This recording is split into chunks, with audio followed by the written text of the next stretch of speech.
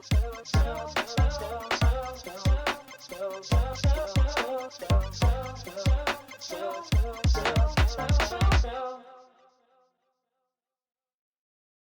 get to play with us now, which is so exciting. So with channel points, bits, and subscribes, you can give rewards to the player of your choice.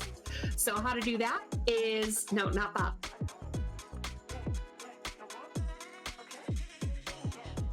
Channel points, I believe it is 500 points, gets you NERPs, which is +3 to any dice roll to the player of your choice. For 1,000 channel points, you can do a point of edge to any player. And for 2,500 channel points, you can do 4 edge to the player of your choice. Now for bits, for 100 bits, that's $1, you can do the NERPs. For 200 bits, that's $2, you can do the point of edge. Or for 500 bits, that's $5, get 4 edge to give to the player of your choice. And finally, again, the subs, if you subscribe, you can give 4 edge to any player.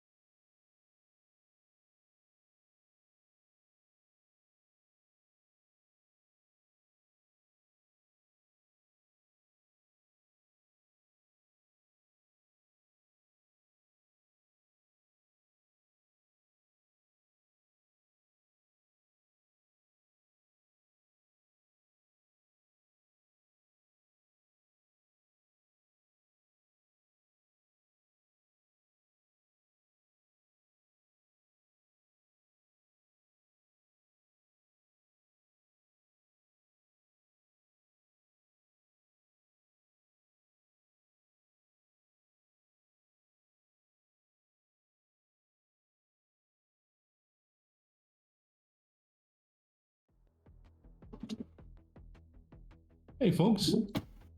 Thanks for sticking around. Let's see. Violet has her life up in pieces on the workbench in front of her.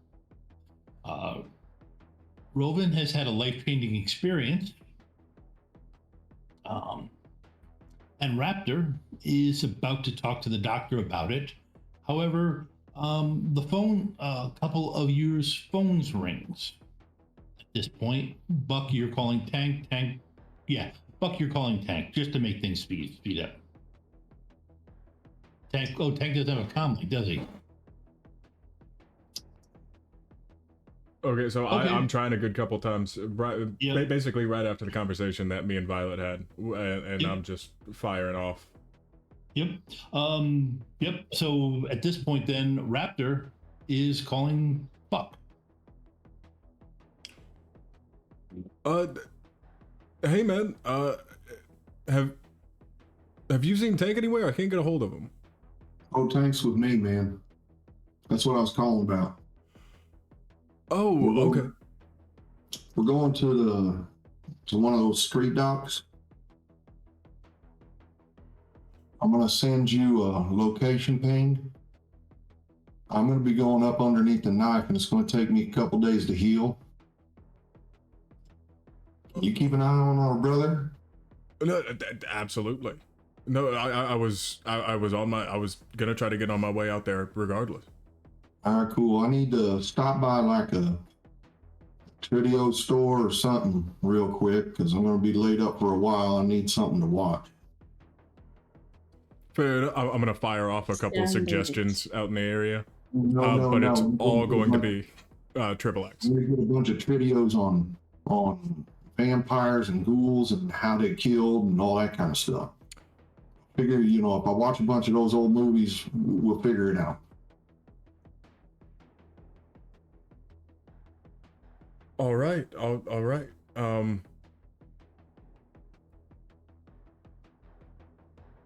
Well, I wish you the best. Are you gonna be in there by the time I get there, or are you gonna be? Yeah, I should be there here shortly. Okay. Then I'm on my way. Is he doing okay?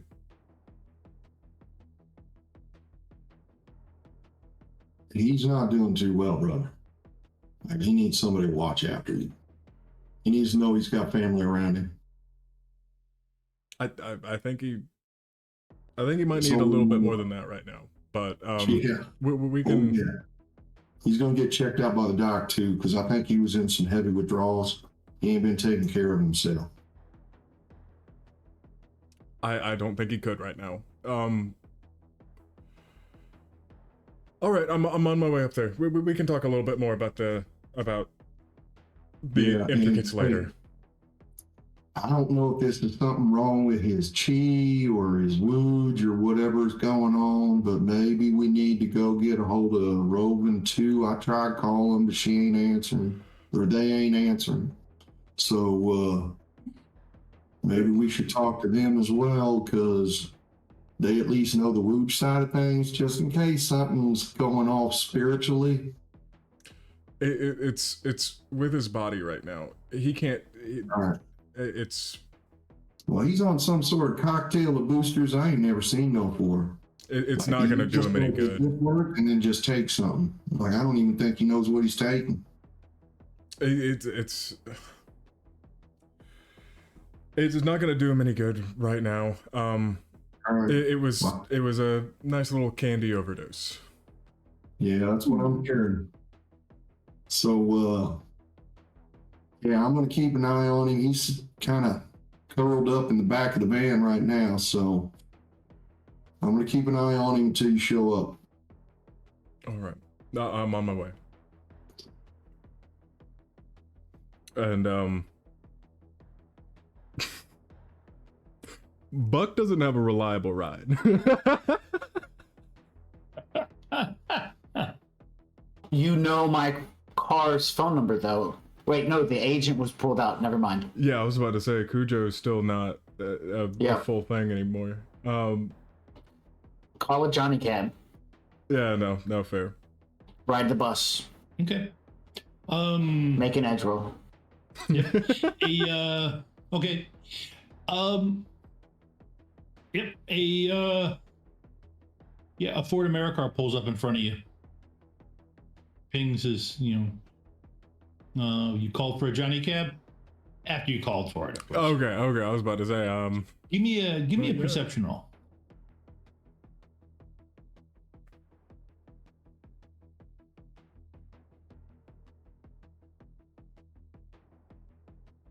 where did it go? I thought it was 4 taking you hits. as long as I thought it would. Okay.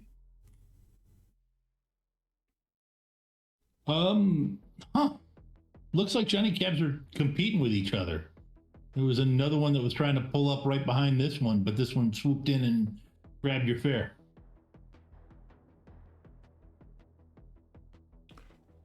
That's suspicious. You don't use them that much, but yeah. I feel like a guy without a car probably getting around the city probably actually does use them pretty often. Okay, you're right. That's fair. All right. Is it enough of an uncommon occurrence for a Johnny cabs? You've never seen it. I will say you've never seen it happen before. Generally, they dispatch 1 or 2. And from what I know, they're dispatched. They dispatch 1, yeah, to come get you. That'd be like 2 Ubers showing up, but that wouldn't happen because a driver accepts it and no other driver can.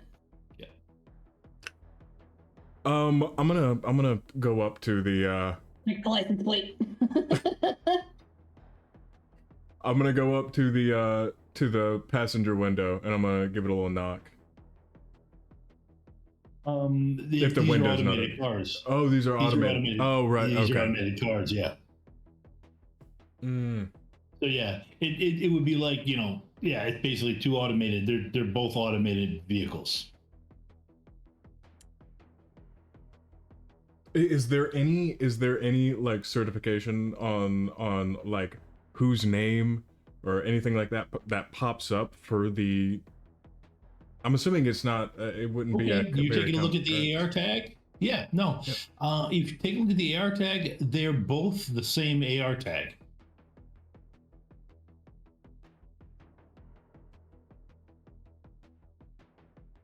I don't think that Buck knows enough about tech to really fight it too much. I mean, they're both here for me. I only need the one. Okay. Although I don't like a try hard. I'm gonna go with the one in the back. Okay. All right.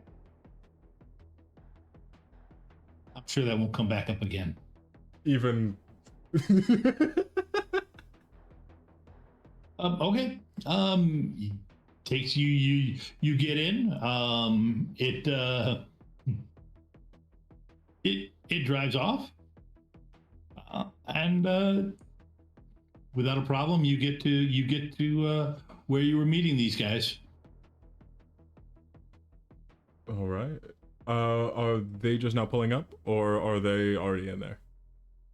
You took a few minutes, so they probably would be there already. Got it. Then I'm gonna go ahead and walk up and pop up into the assumably some form of waiting room. Okay. Yeah. Give me another perception roll, just to make you paranoid. Buck doesn't get paranoid. Oh, that is a 3 though. I'm a little bit paranoid. Okay. You walk in. Yeah, you walk in. You find them both in the waiting room. Hey. So is I know that you had an appointment, Raptor. Is Tank getting? Oh, I ain't got no appointment. I'm here to talk to the doc, see if I can get an appointment. Okay. Figure out when that's going to be, and I figured, if we're going to be walking in, might as well just walk in together. Okay. Yep. Couple minutes later, somebody walks out, swapping out a pair of gloves. How you know you went to the one of the high-end street docks. They actually swapped gloves rather than just washing them. So yeah, you Doc's back in the office. Free if you want to go talk to him. You're Raptor, right? Yeah, I'm Raptor. Okay, sounds good. Go ahead back there. Y'all good? Yeah. Tank is sitting in a chair. He's leaning against the wall, and he is staring along the plane of the wall into a corner. He's been that way for at least 10 minutes. And be like, take care of him. Hopefully this won't take too long to heal up. No, I'm right there. You rest up. We'll need you. All right. And then Buck is gonna sit on down and just try resting his hand on Tank's back. Now I'll head back to the doctor. Okay. Okay. Let's see. Raptor, right? Yeah. All right. I've been hearing tell some sort of a network that's always looking for runners to keep them cool. Yes. Trading some tech for some work. Yep. Yep. You, hang on, let me pull you up on the local. Yep. Yeah. You qualify. For it. What are you looking to get done? I heard about these glitchy wires that you can put inside your body and make yourself real fast. And I'm also looking for one of those little chrome-plated things that gives me deny to all my equipment. Deny. Yeah, you know, where you can think and cause your equipment to do stuff. You know, you deny it. Oh, yes. Okay. Let's just,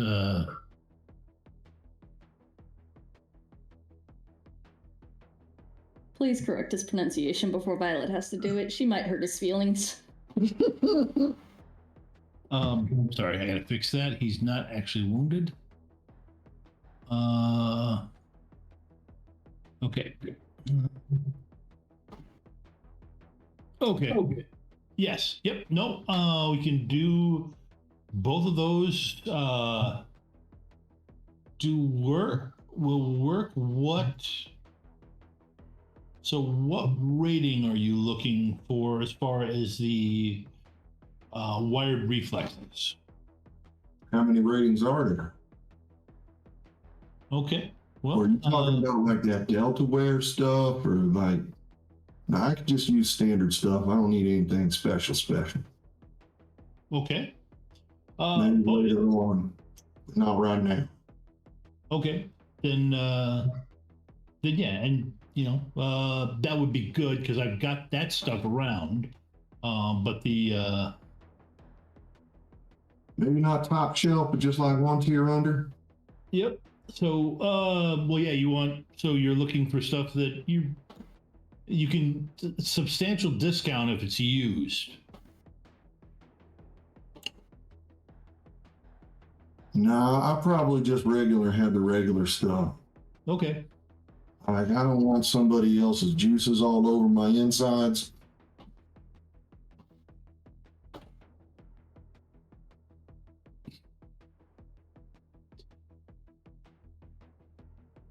He takes a moment and just out of curiosity, on your team, do you have a tech specialist? Oh yeah. Okay. Do they know you're doing this? Oh no. Okay. It's usually better to come to her after I've done something. And then at that point, she feels obligated to fix it.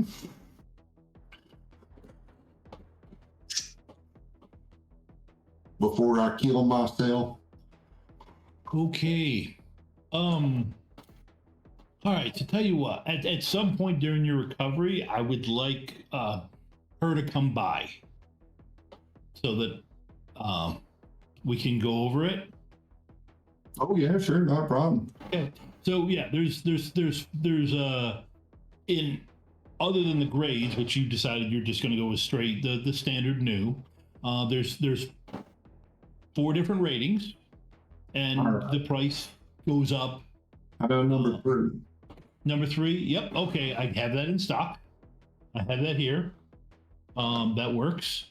And let's see, you're going for some headwear with a. Okay.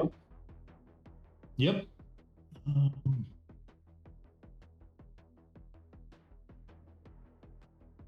All right. That's not dated. Yep. Data jack's not a problem. Okay. Can definitely take care. Or may not be allergic to anesthesia, which may or may not kill me. Okay. I figured that's something that you want to know up front before you're like, whoops. Has this happened before? Oh no, I've just been scared of it. Okay. All right. That's why I don't have any type of go-go juice. And, I've been taking a couple boosters to make me get a little bit of the edge on some of these younger kids, but now I'm thinking I need something that's a little bit more readily available. Yep. This is definitely readily. These will definitely be readily available. And now this twitchy wires. Is it gonna make me faster than a vampire?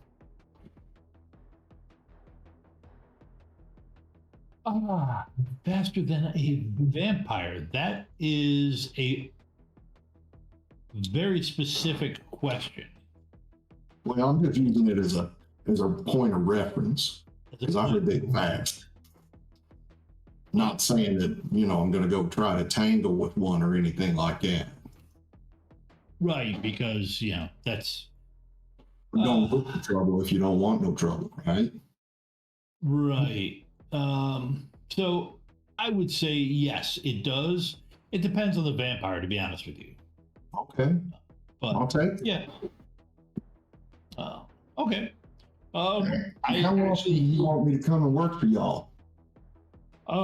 It will, as things pop up, we will give you a call. Sounds great.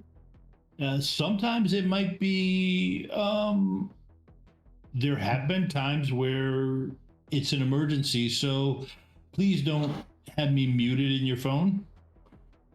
I don't know how to do that. Okay, that works. Yeah, it's most of the time it's just making sure something gets to us. There's been people hitting cyberware transports out of town before they get to us recently, and that sometimes is a problem. So for some specific items, you might ask you to run cover on them, a lot of different things, but. Oh yeah, that's no problem. Well, my last guy that we did some trades, he wanted me to go to jail, and like I think I'd rather not be going to jail and just doing hard duty stuff. Yeah, no, I think we'll keep it a little bit simpler than that. Oh, that sounds great. So based on that, I actually had an opening this afternoon. Somebody canceled on me. So if you would like, we can start getting you prepped and do it this afternoon. Somebody to transport me back home? Am I going to be unconscious? Am I going to be in a wheelchair? I'm going to recover here for a little bit and then be you recover here for a little bit. Then we will have to have someone come pick you up. Probably that tech person. It would be an excellent time for that tech person to come by when we're about to release you. Oh, I'm sure she'll be happy about that. I can't wait. If she starts throwing stuff, just know that might happen. Okay, that's one of the tenets, is that if someone starts throwing stuff at the doctor, you're supposed to get between us. All right, I'll do my best, but I'll be laid out, but I'll do what I can. Okay. All right. So that if that's it, I can send you off with my assistant, and they can start getting you prepped. I don't know. I know you had 2 friends with you. If you need to send anything back with them that you don't want to leave here. He'll pull out his comm link. He will text them real quick with his thumbs. And he put his comm link away, and it'll just be like, they're gonna take me now. Y'all's good to go whenever you need to. Okay. All right. So while Raptor's off getting done, somebody does come up to you. Are either of you here to see a doctor? No. Yes. No. Yes. No, he man, is. it's fine. I'm feeling better. You know how disappointed Raptor's gonna be if we got all the way here and you didn't go see a doctor? He's like got a pant in his breath. Yeah, we'll just tell him I saw one. Now, Tank, you know that there's one thing I don't do, and that's lie. You should.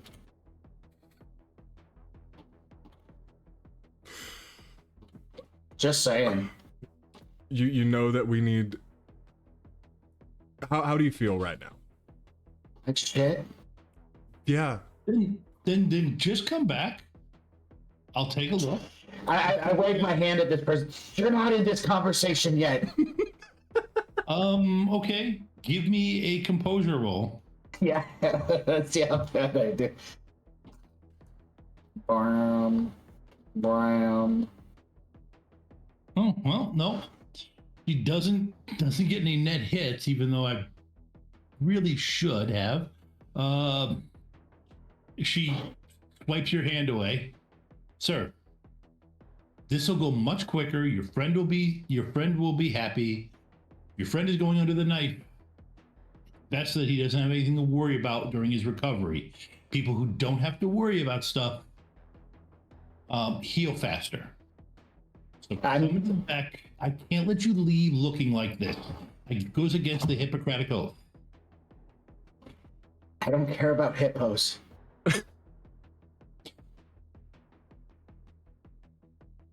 And he's panting pretty heavily. He's gonna lean over into Buck and he's gonna be like, Buck, I don't feel okay. And I don't know if I want to be here or not. Will you hold my hand? Of course, buddy. Of course. Okay. And he reaches over and you know, yep, tries his best to reach up. I don't remember how tall Tank is. He's an orc, so probably a little bit taller than 6'3". Yeah. Oh, okay. I thought Buck was tall. Tyler's tall. I don't really. Right. Buck is probably right about 6 foot or so. But I'm 6'3". I think that you are going to feel a lot better, a lot faster if we just go in, because we're not gonna leave Raptor here, you know. Right. We can't leave Raptor here. Okay. I'm gonna say that fully knowing that we're not gonna stick around for Raptor's entire recovery time. Yep. Yeah. But Buck never lies. Buck never lies. Exactly. Yeah. Okay. I'll go with as long as like Buck is walking with me. I'm sure at this point in time we're still hand in hand. Yeah. And while we're following after the nurse, I'm going to say to Buck, like under my breath just a little bit, I think that I feel this way because of Candy.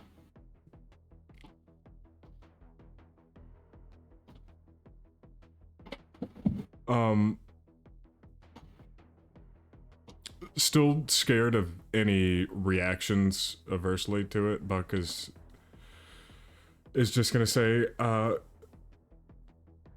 what makes you think that? I think I remember you guys telling me that something about her wasn't good, and I just, I don't know. Everything's pointing at her not being around for a while. It's been part of the problem. I don't feel good. I don't feel good, man. Ooh. I think I need to sit down. And yeah, they help you onto a table or onto an exam table. All right, I'm gonna take some blood.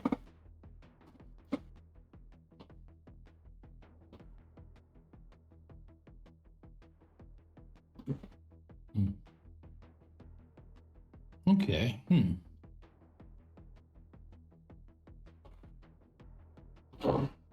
Okay. Let's see. Give me one. Just gonna give you a vitamin booster here. Gives you another shot. Gives you a shot this time. Go ahead and give me a body plus willpower roll.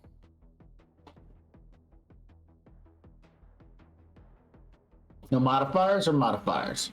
No modifiers. 3. Okay. You feel much better as you pass out. Yeah, I'll even be like, well, that feels good. I'm feeling pretty good. And like I sit up and just fall right back out. Like he wants the eyes roll into his head and everything. He's like, oh. Okay, help me get him up onto this thing totally. He's a big guy. We need to get him on here totally. Yep. Immediately. Yep. You're good for the money, right? Yeah. We'll be good. Okay. We'll be good. Just tell us what's wrong with him.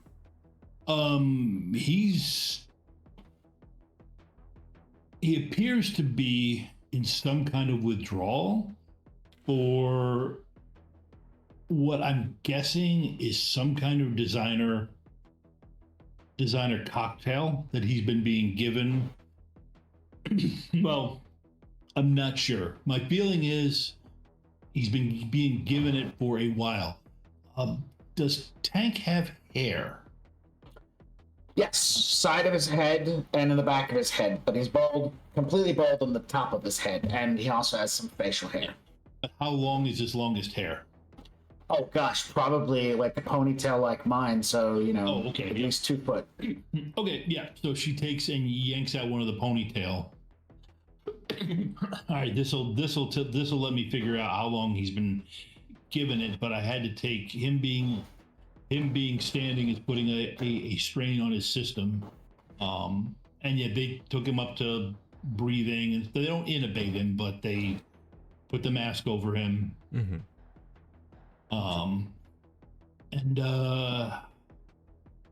Do you know why he was taking this? I treated Billy Berserker one time, and that guy, he regularly uses. That guy's addicted to kamikaze, and he's not as messed up as what this guy has. No, that's fair. There's a lot of things that you'll willingly put into your system, but I'm thinking, someone may have been giving it to him, but we're not completely sure. Regardless, we don't know them anymore. Okay. Let's see. The medicine roll for take a while. Right. Yeah, he's been being given this for a long time. I'm thinking well over a year. Based on this hair. All right. Okay. Is there any way to figure out what it is? I will take a sample, and you can you'll have to take that to you'll have to get a specific lab try to break that down. We don't have that type of equipment here. But what I do have is we will keep him. We're going to keep him sedated for a while, and we will essentially filter out what's left in his system of it. And then, when it's time to wake him up, he takes a look and, like, you know, reaches out and like squeezes his muscles. I'm assuming he is your the physical force on your team. He punches things. At this point, it's already kind of out there. He's our big guy. Okay. All right. All right, good. Well, yeah, that's gonna... How's he gonna react if he wakes up unexpectedly? So long as I'm here, hopefully not too bad. Okay, then you are welcome to stay next to him. We don't need... You can... If you look at the walls carefully, you can see other situations in which big guys woke up and weren't interested in being treated. It's not fun, and it's not safe for them with the amount that we give them to put them back unconscious. No. If you are here to keep them under control, we can keep the narcotics lower. Keep the boost. Keep the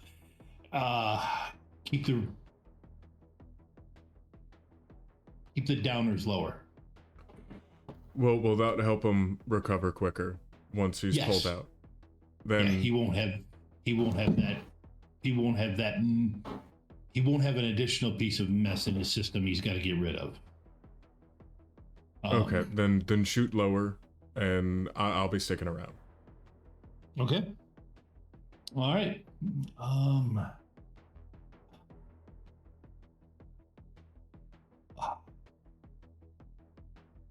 Well,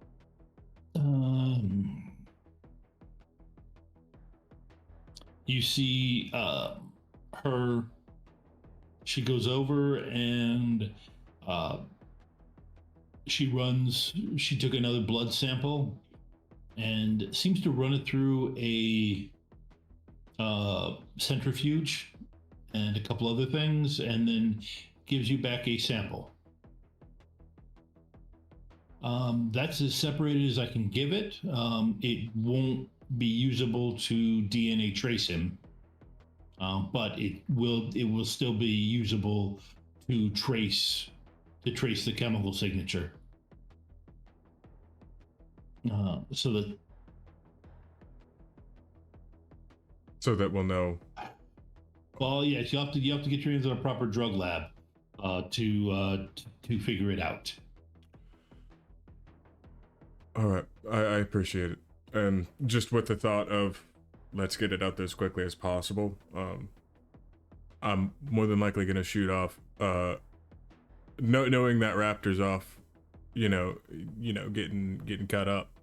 I'm gonna shoot off a message to Rovan and Violet of just like, hey, if we can get some wheels on this sample of blood, just kind of.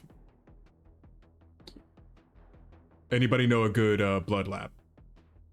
So mainly to Violet. So effectively, Rovan pulls up your comlink and goes, "You need Tank's blood analyzed?" Not because you've been out completely, didn't know any of this was happening. Oh, no. Wakey. Yeah.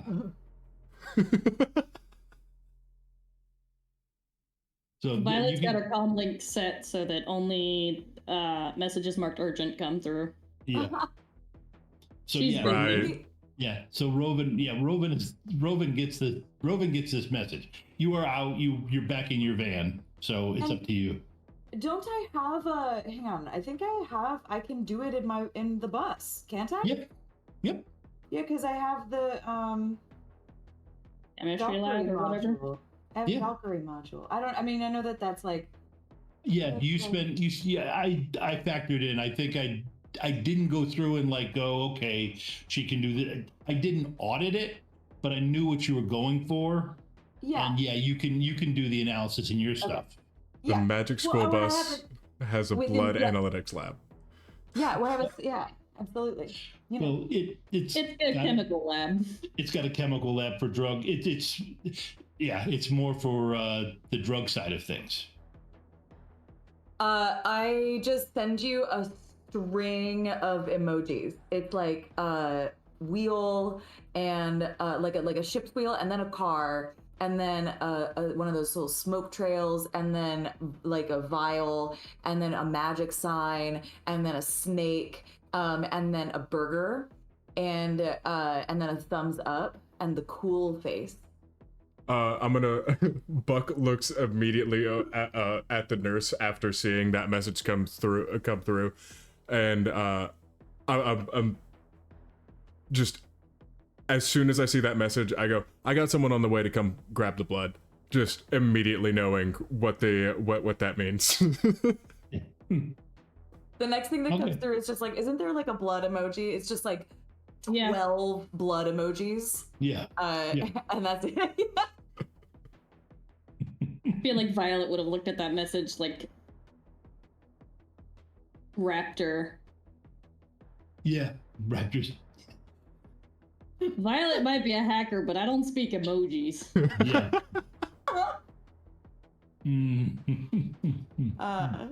Yeah, and I can drive. I know where I can find them. Really easy enough, right? Yeah. Yeah. Oh yeah. He pings you the location. And let's see.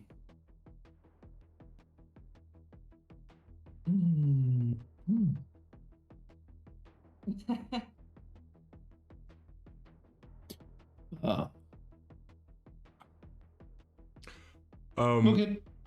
Also, by the way, TJ, another hit. Okay. While Tank is out, does Tank have Cujo on him right now, or anything valuable that Buck would know about to make sure that, like, no potentially filthy, like. Okay, just make it sure, because no one to like come in the room and just pick something off of him. I most likely left all my explosives and everything else at Raptor's place. Okay. I'm still wearing the other dude's clothing. That's it. Got it. It's actually a nice suit. I mean, it really is. It's got that auto clean function. Not auto cleaning, it's just moisture wicking. Hey, close enough for me. It counts as a bath, and that's what's important. Okay. Oh lord, somebody's gonna have to hose him down with the hose. It's okay, his clothes will be dry. Okay, you're able to go and pick the stuff up.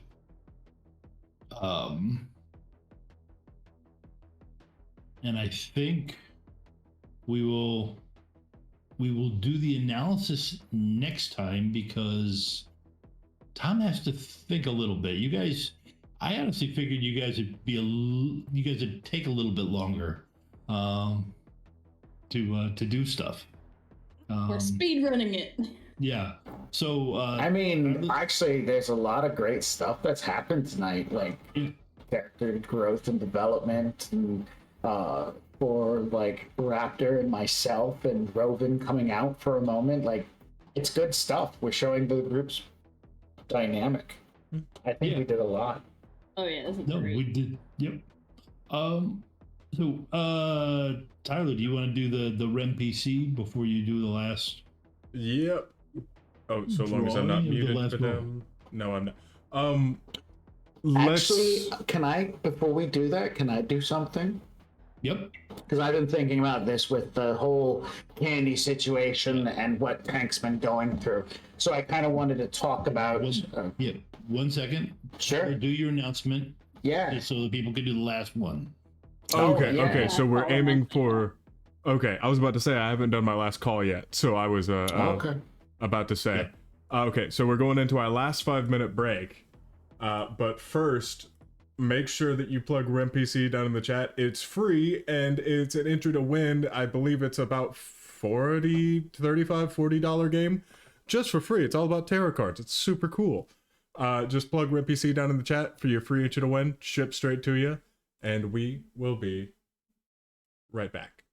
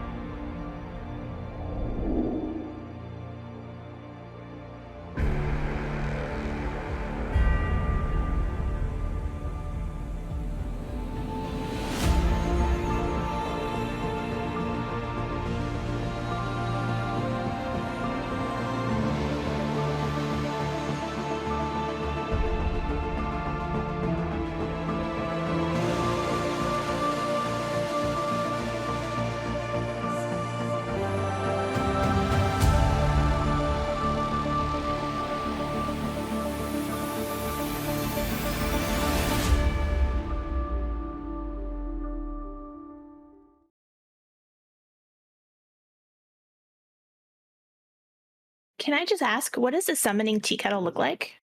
Oh, a summoning tea kettle. It is made out of cast iron that has been painted ritually with symbols in blood, obviously, that are then coated and shellacked over so that they don't flake off, that way it can last for centuries. And we use a nice clear coat, though, so you can see them quite nice, quite clear. We mix in with the blood. We mix in the iridescent paint, so it gives us a nice little beautiful shimmer, especially as it heats up. And as you heat it up, that's where the magic happens, because that is when all of the symbols start to glow and get bright and beautiful. And as the tea kettle whistles, that is the summoning ritual complete. If you have an interest in using the summoning tea kettle, or taking part in any of the other worlds in our games, you don't have to have experience. Just join our Discord, and the GMs will work with you and help you find a game you enjoy. The link is in the chat. Ready to level up your cosplay game? Check out the Geek Forge on Etsy. With a variety of props to give your photos that extra spark, you'll find just what you need. Hold magical fire in the palm of your hand. or take a potion to restore your mana. With a large variety of colors, you can choose your own magical flavor for your cosplay.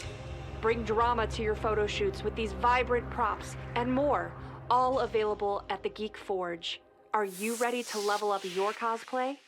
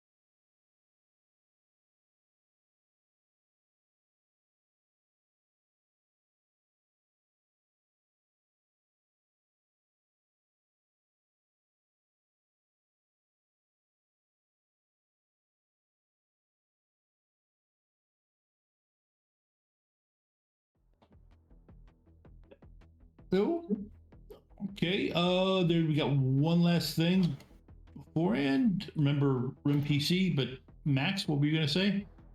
So while Tank is unconscious and getting de-drugged, he's going to have flashbacks from his childhood.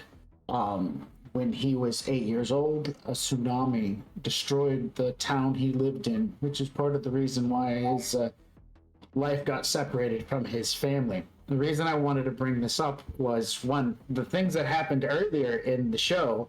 Two, one of his Yakuza focus points is the tsunami or the water spirit. And three, that's the day when he realized he was an adept.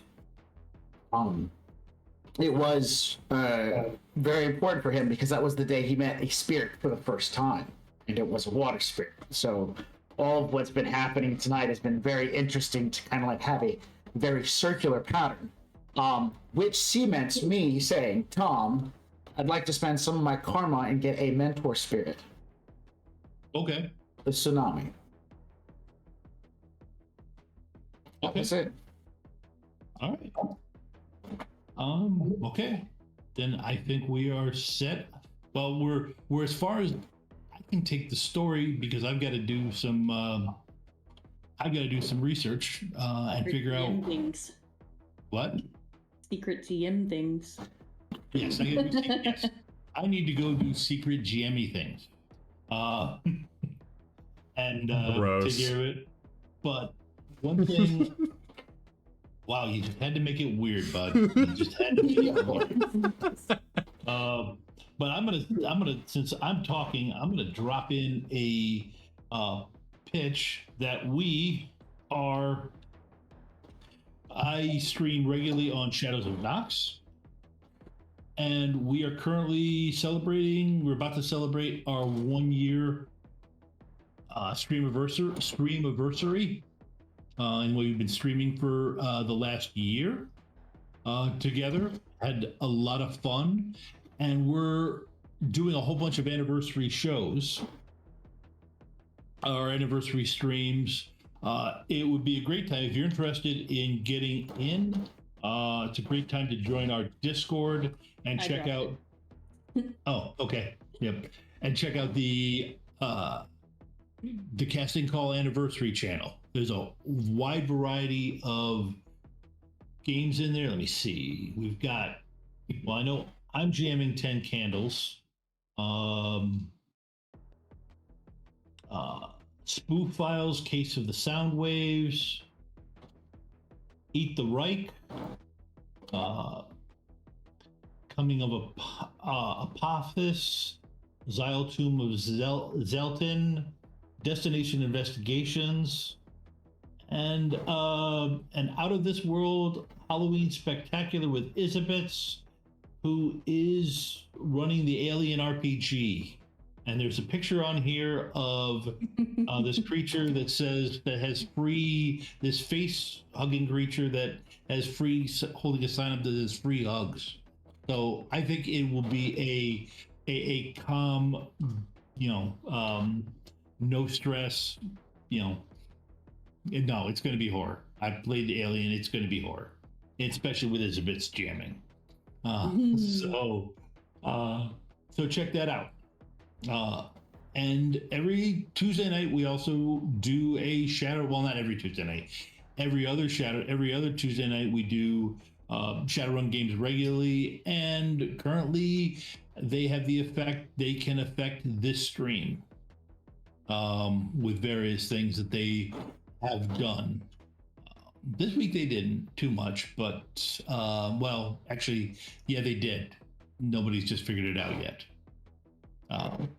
That said, anybody else have anything they want to pitch before Tyler does the announcement and such? Anything they're doing this week? I am part of Rough Magic, and so is Tara. We are game masters on Rough Magic, so you can catch us online. They are mostly located in Chicago, so if you're looking for a local game, reach out. And I'm located in Jacksonville, so if you're looking for a local game in Jacksonville, Florida. I gotta say that because there's a Jacksonville, North Carolina, And so, yeah. And so, local games. We are professional game masters and more than happy to put you at our tables. So starting our first event in Detroit this month. And that's We're spreading to Detroit. Yes. Yeah, and you can also play games with us online. You know, all the time. Anywhere. All the time. I'm part of Original Box Set, and our channel has some openings, I guess. I mean, just come join our channel. We're constantly adding new people and starting new games once every other month. Generally, 5th edition Dungeons & Dragons for those people who are fresh. And this coming Friday, I'm just going to throw together a Rifts game. If you remember the Palladium system Rifts, and you were like, got an itch to worry about the AR and SDC and MDC, yeah, reach out, join our Discord. I can do a Discord invite thing somehow. Oh, look, I did it. Let's see if it'll let me post it. It probably won't, but there we go. Yeah, Glitter Boy time. You remember. If you post it in our Shadowrun chat, myself, Tom, or Tyler can post it for you. Yeah. Did it go through? I don't know. I put It did in not there. go through. We don't It won't go allow through. Rift reviewers to post links. It keeps Yeah, spam away. Yeah. Boo, but I'm not a regular viewer. I've been on here for like 3 years. Yeah, but you're also not a mod, so. Yep. I know. Have that. There you go. Tyler, you got an announcement for us? Yes, I do. First off, I have been alerted that there is a hang up with a couple of the previous giveaways, and I am going to be pushing to get those out ASAP. As far as tonight's winner goes, let me find my exact spot. Max Romans, you are the winner. Congrats. You are going to be getting your tarot deck. That is compatible with a whole bunch of other stuff too. But that is all I got. All right.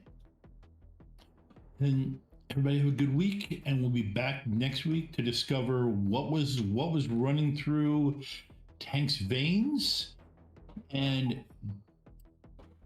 just how fast Raptor is now, and just what Roven can now do. And there'll probably be some bucking around. Just a little bit of bucking around. And finding out. Yeah.